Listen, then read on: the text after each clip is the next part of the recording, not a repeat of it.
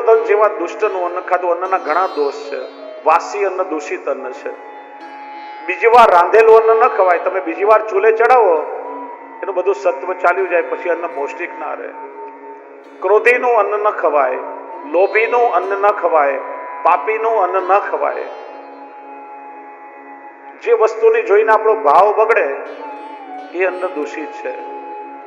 વૈષ્ણવ કે પેલું કલિંગર ના ખવાય તરબૂચ. હવે તો ગરમીમાં અમૃત જેવું છે, કેમ ના ખવાય?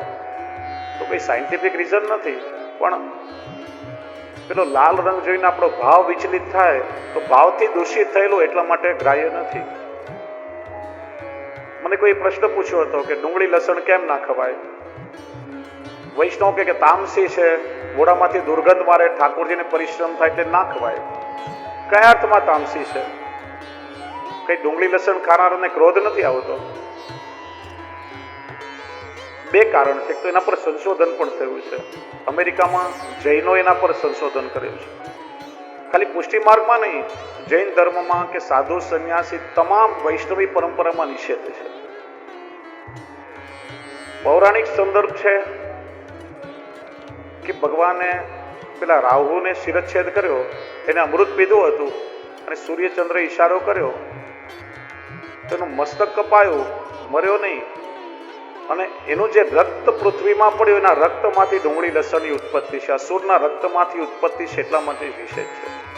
પણ એને અમૃત પીધું હતું એટલે ઔષધિના અમૃત ગુણો તો છે જ એની અંદર. અને આપણો હિન્દુ ધર્મશાસ્ત્ર જડવાદી નથી. લાઈફ સર્વાઈવ કરવા માટે ઔષધિના રૂપમાં લેવું પડે તો નિષેધ નથી, પણ સ્વાદ માટે ના ખવાય. અને ના ખવાયનું કારણ શું? સાયન્ટિફિક રીઝન સમજાવું.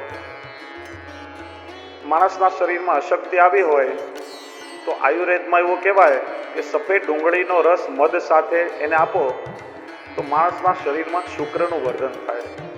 ડુંગળી લસણનો ઉપયોગ કરવાથી શુક્રનું વર્ધન થાય, માણસની કામ વાસના ઉત્તેજિત થાય, અને ઠાકોરજીની સેવામાં કે સ્મરણમાં બેસીએ ત્યારે મન ઠાકોરજીમાં ન લાગે અને મન લૌકિક કામમાં લાગે. એટલા માટે પ્રત્યેક સાત્વિક પરંપરામાં નિષેધ બતાવવામાં આવ્યું છે. એની પાછળનું મેન કારણ એ છે. સાધુ સંન્યાસી જૈનો વૈષ્ણવ આ બધા જ એને એટલા માટે નિષિદ્ધ માને છે. એટલા માટે અન્ન સાત્વિક હોય, ઠાકોરજીને ધરીને લો તો એમાં એની સમગ્ર અસર તમારા સમગ્ર અસ્તિત્વ ઉપર થશે. ભીષ્મ પિતામહે 11 શ્લોકમાં ભગવાનની સ્તુતિ કરી છે. ભીષ્મજી વિચાર્યું પ્રભુ કૃપા કરવા પધાર્યા છે, શું આપું? પ્રથમ શ્લોકમાં સર્વ સમર્પણ, 9 શ્લોકમાં નવધા ભક્તિ અને 11મા શ્લોકમાં ભગવાનને આત્મ સમર્પણ કર્યું છે. પ્રારંભ કર્યો છે ઇતિમતી રૂપ કલ્પિતા વિતૃષ્ણા ભગવતી સાત્વત પુંગવે વિભૂમની. સાહિત્યમાં કોઈ પણ વસ્તુનો પ્રારંભ અથથી થાય, ઇતિથી ન થાય. પ્રારંભ કર્યો છે ઇતિથી. એનું કારણ શ્રી મહાપ્રભુજી બતાવે છે. જેને જીવનમાં એકવાર ભગવાનના દર્શન થઈ જાય એને ફરીથી જન્મ ના લેવો પડે. ને પ્રભુ આજે જીવનના અંતિમ સમયમાં આપ કૃપા કરીને દર્શન દેવા પધાર્યા છો, એ જ મારા માટે સૌથી મોટું પ્રમાણપત્ર છે કે મારા બધા જ કર્મ અને જન્મ મરણનું હવે ઇતિશ્રી થઈ ગયું છે. પ્રભુને વંદન કરી ઉત્તરાયણ કાલમાં સ્વેચ્છાએ પ્રાણ ત્યાગ કર્યા. ઉત્તરાયણ કાળની પ્રતીક્ષા નથી કરી. ઉત્તરાયણ, ઉત્તરાના ગર્ભમાં જે ભગવાને પરીક્ષિતને દર્શન આપ્યા એ ભગવાનની પ્રતીક્ષા ભીષ્મ કરી રહ્યા હતા. અને ભગવાન પણ જાણતા હતા કે અષ્ટવસુઓમાંના દેવ નામના વસુ છે. ભીષ્મ પિતામહના મહાનિર્વાણ પછી યુધિષ્ઠિર હસ્તિનાપુરના રાજા બન્યા છે. ધર્મ સંપન્ન રાજ્ય કર્યું છે.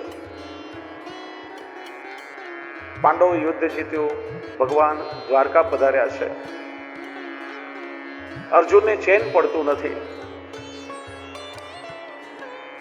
યુધિષ્ઠિર કે અર્જુન બધું સુખ મળ્યું તો દુઃખી કેમ છે? મોટા ભાઈ, કૃષ્ણ વગર મને સોહાતું નથી, કૃષ્ણ વગર મને ગમતું નથી. બધું સુખ મળ્યું, વૈભવ મળ્યું, રાજ્ય મળ્યું, પણ પ્રભુ આપણને છોડીને દ્વારકા પધાર્યા છે. કૃષ્ણ વગર હું નહીં રહી શકું. અને અર્જુન કૃષ્ણને મળવા માટે દ્વારકા ગયા છે. અહીંયા વિદુરજીએ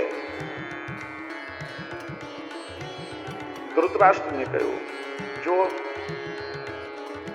યુદ્ધ પાંડવો જીત્યા, યુધિષ્ઠિર રાજા બન્યા, ધૃતરાષ્ટ્ર અને ગાંધારી રાજ્યમાં રહ્યા છે, બાકી 100 પુત્રો તો મરી ગયા છે, પણ સંસ્કાર છે. દરરોજ યુધિષ્ઠિર અને 4 ભાઈઓ 5 પાંડવો ધૃતરાષ્ટ્ર અને ગાંધારીના ચરણસ્પર્શ કરવા જાય છે. ત્યારે વિદુરજી કહે છે, આ તમે શ્વાન જેવું જીવન જીવી રહ્યા છો. તમે તો દુષ્ટતામાં કોઈ કસર નથી છોડી. પાંડવોનું બધું છીનવી લેવાનો પ્રયાસ કર્યો, પણ આ તો એમના સંસ્કાર છે કે એમણે તમને ઘરમાં આશ્રય આપ્યો અને તમારો આટલો આદર કરે છે, બાકી એમના રોટલા પર તમે પડ્યા છો. અને આ વાત ધૃતરાષ્ટ્રને બહુ લાગી આવી. અને રાત્રિના સમયમાં ધૃતરાષ્ટ્ર અને ગાંધારી ઘર છોડીને ચૂપચાપ નીકળી પડ્યા. જંગલમાં ગયા. ત્યાં જંગલમાં દાવાનળ લાગ્યો અને એમાં એમને મુક્તિ મળી ગઈ છે. સવારે યુધિષ્ઠિર ધૃતરાષ્ટ્રને વંદન કરવા આવ્યા, જોયું તો ધૃતરાષ્ટ્ર ગાંધારી નથી. ચિંતા થઈ. કૃષ્ણ આપણને છોડીને પધાર્યા, અર્જુન આટલા સમયથી આવ્યો નથી, મોટા પિતાશ્રી જ્યેષ્ઠ માતાશ્રી છોડીને ગયા, બધું શું થઈ રહ્યું છે? કોઈ અમંગલ તો નહીં થાય ને? કેટલા સમયથી અર્જુન ગયો, કેમ પાછો નહીં આવ્યો હોય? ત્યાં દૂરથી અર્જુનના રથને આવતો જોયો. વિચારમાં અર્જુન નથી લાગતો. આવનાર વ્યક્તિના મુખ પર તેજ નથી, પણ જ્યાં નજીક આવ્યો જો અર્જુન જ હતો. ધ્રુસકે અર્જુન રડી રહ્યો હતો. અને યુધિષ્ઠિરને ધ્રાસકો પડ્યો. શું થયું? કેમ દુખી છે? શું કહું મોટા ભાઈ? પ્રભુ દ્વારકા પધાર્યા પછી ત્યાં યાદવા સ્થળી થઈ અને ભગવાનનો પણ દેહોત્સર્ગ થયો. પ્રભુ આપણને છોડીને સ્વધામ ચાલ્યા ગયા છે. હવે આપણે કોના વગર રહીશું? જ્યાં કુંતાજી આ સાંભળ્યું એ સમય કુંતાજીના પ્રાણ નીકળી ગયા. પાંડવોએ વિચાર્યું, પ્રભુ વગર આપણે પણ જીવીને શું કરશું? કે છે ને, એક સમયે અર્જુન ત્યાં જઈ રહ્યા હતા અને સામાન્ય ભીલ લોકોએ અર્જુનને લૂંટી લીધા. કહેવત પડી, સમય સમય બલવાન હે નહીં મનુષ્ય બલવાન, કાબે અર્જુન લૂંટિયા વહી ધનુષ વહી બાણ. એ જ અર્જુન હતો, એ જ ગાંડીવ ધનુષ્ય એની પાસે હતું કે જેના ટંકાર માત્રથી બલબલા મહારથીઓના કાળજા કાપી ઉઠતા, પણ સામાન્ય ભીલોએ લૂંટી લીધા. ત્યારે અર્જુનની સમજમાં આવ્યું કે અત્યાર સુધી મોટા મોટા યુદ્ધમાં વિજય મળ્યો એનું કારણ ભગવાન શ્રી કૃષ્ણ એની સાથે હતા. પ્રભુના પધાર્યા પછી પાંડવો નિસ્તેજ થયા, હિમાલય તરફ ચાલી નીકળ્યા અને સદેહ પાંડવોએ સ્વર્ગારોહણ કર્યું છે. પાંડવોના મહાનિર્વાણ પછી 12મા અધ્યાયમાં પરીક્ષિતના જન્મની કથા આવે છે. જન્મતા જ દરેક વસ્તુની પરીક્ષા કરવા લાગ્યો કે જે માતાના ઉદરમાં મને ભગવાનના દર્શન થયા હતા એ ભગવાન ક્યાં છે? એટલા માટે નામ થયું પરીક્ષિત. પૂર્વજોની જેમ ધર્મ સંપન્ન રાજ્ય કર્યું,